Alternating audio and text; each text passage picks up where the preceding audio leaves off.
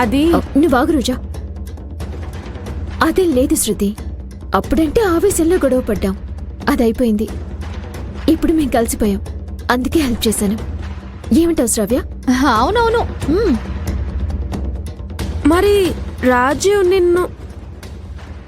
శృతి, నువ్వు నోర్ముయ్.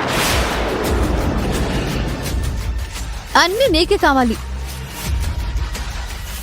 రాజీవ్ నన్ను పెళ్లి చేసుకోవడానికి ఒప్పుకున్నాడు కదా, ఇంకేంటి? అసలు ఇక్కడ ఏం జరుగుతుంది? నాకేం అర్థం కావడం లేదు. ఇందులో అర్థం కాకపోవడానికి ఏముంది? నా కూతురు ప్రేమించిన రాజీవ్తో తన పెళ్లి కాబోతోంది.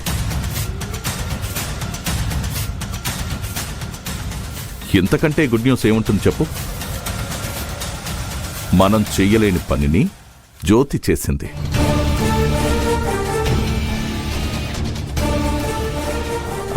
జ్యోతి, చాలా చాలా థ్యాంక్స్ తల్లి. అయ్యో, థ్యాంక్స్ ఎందుకు సార్? ఇది నా బాధ్యత.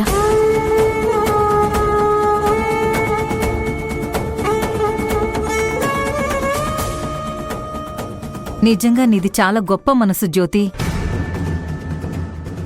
మా శ్రావ్య నిన్ను ఇబ్బంది పెట్టాలని చాలాసార్లు ట్రై చేసింది.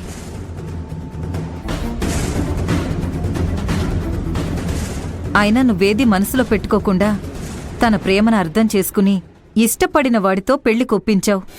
మేడం, మీరు నాకు చేసిన సహాయం చాలా పెద్దది. శ్రావ్య నాతో పందెం కట్టిందని తెలిసి కూడా తనకి సపోర్ట్ చేయకుండా నాకు సపోర్ట్ చేసి నన్ను గెలిపించారు. ఆ కృతజ్ఞత నాకెప్పటికీ మనసులో ఉంటుంది.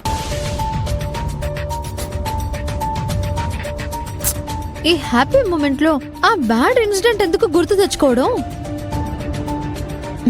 అప్పుడేదో అలా జరిగిపోయింది, వదిలేసేయండి. Very good, well said baby.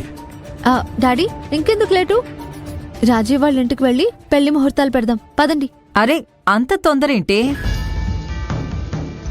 ఇప్పుడేగా రాజీ ఒప్పుకుంది. మేం పెద్దవాళ్ళం మాట్లాడుకోవాలి, వాళ్ళ అభిప్రాయాలు కూడా తెలుసుకోవాలి కదా. నేను ఆల్రెడీ రాజీవ్